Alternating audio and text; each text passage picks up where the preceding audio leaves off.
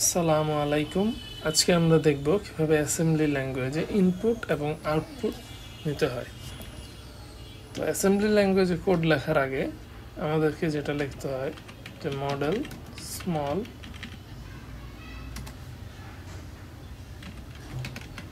Stack, আমরা এখানে memory location আমরা এখানে সাইজ দিয়ে দিচ্ছি 100H, দেন কোড, নিচে হচ্ছে কোড পার্ট। এখানে লিখতে হয় main pros, which means main procedure, যেটার ভিতরে আসলে আমাদের অ্যাকচুয়াল কোড থাকবে। এখন অ্যাসেম্বলি ল্যাঙ্গুয়েজে আমাদেরকে ইনপুট নেওয়ার জন্য লিখতে হয় মুভ AH, 1। এখানে এই মুভটা হচ্ছে কি আমাদের কমান্ড এবং এটা সোর্স এবং এটা ডেস্টিনেশন। ইনপুট নেওয়ার জন্য আমাদেরকে মুভ AH, 1 লিখতে হয় এবং তারপরে লিখতে হয় আমাদেরকে int 21H। এখানে আমাদেরকে যে কোনো সিঙ্গেল লাইন ইন্টিজার ইনপুট নেওয়ার জন্য মুভ AH, 1 লিখতে হয় এবং int 21H হচ্ছে গিয়ে ইন্টারাপ্ট করবে ডসকে এবং 21H হচ্ছে ফাংশন কল হবে। এটার মাধ্যমে আমরা কিবোর্ড দিয়ে যে ইনপুটটা দিব সেটা AH এ সেভ হবে। সেই সেভটা আবার AL রেজিস্টারে অটোমেটিক্যালি স্টোর হয়ে যাবে। এখন আমরা এইভাবে ইনপুট নিয়ে নিতে পারবো। তারপরে আমরা যদি এই যে ইনপুটটা নিলাম সেটাকে যদি আমরা আউটপুট হিসেবে দেখতে চাই তাহলে আমাদেরকে লিখতে হবে মুভ AH, 2, কারণ সিঙ্গেল ইন্টিজার আউটপুট দেখার জন্য আমাদেরকে মুভ AH, 2 লিখতে হয়।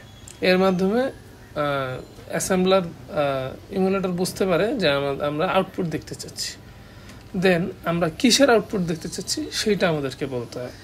এখন আমরা জানি যে আমরা যখন এই লাইনে ইনপুট নিলাম তখন আমাদের ইনপুটটা AH এ স্টোর হয়েছে এবং অটোমেটিক্যালি AH থেকে AL রেজিস্টারে ইনপুট হয়েছে। আমরা যেটা করতে পারি যে আমরা সেই AL রেজিস্টার থেকে আমরা আউটপুট দেখার জন্য DL রেজিস্টারে নিতে পারি।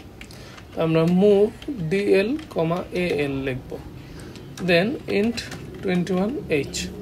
এখন আমাদের কেন AL রেজিস্টারের ভ্যালুটা DL রেজিস্টারে পাস করা লাগলো? এখানে যেটা হচ্ছে যে মুভ হচ্ছে আমাদের কমান্ড আর AL হচ্ছে গিয়ে আমাদের সোর্স এবং DL হচ্ছে গিয়ে ডেস্টিনেশন। সো এই লাইনের মাধ্যমে আমরা যেটা করছি যে AL এর ভ্যালুটা আমরা DL এ পাস করে দিচ্ছি। এবং কেন আমরা DL এ পাস করছি? কারণ আমরা অ্যাসেম্বলি ল্যাঙ্গুয়েজ যখন লিখি তখন আমাদের আউটপুট দেখতে হলে এই DX রেজিস্টারের DL অংশটা থেকে আমাদেরকে আউটপুট দেখতে হবে, তাই আমরা এতটুকু লিখেছি। এখন এটা লেখার পর আমাদেরকে এই প্রোগ্রামটা টার্মিনেট করার জন্য লিখতে হয় মুভ AH, 4CH, তারপর লিখতে হয় ইন্টার 21H। এই INT দিয়ে বোঝানো হয় ইন্টারাপ্ট, অ্যান্ড ইন্টারাপ্ট 21H মানে হচ্ছে গিয়ে ডসকে সে ইন্টারাপ্ট করে দিয়ে 21H ফাংশনকে কল করে, যার মাধ্যমে হচ্ছে আমাদের কাজটা হয়। দেন লিখতে হয় যে মেইন এন্ড পি এবং নিচে এন্ড মেইন। এখন আমরা যে ইনপুটটা নিব সেটাই আবার আউটপুট হিসেবে প্রিন্ট করে দেখাবে। 7 ইনপুট নিয়েছি, 7ই আউটপুট হিসেবে দেখিয়েছি।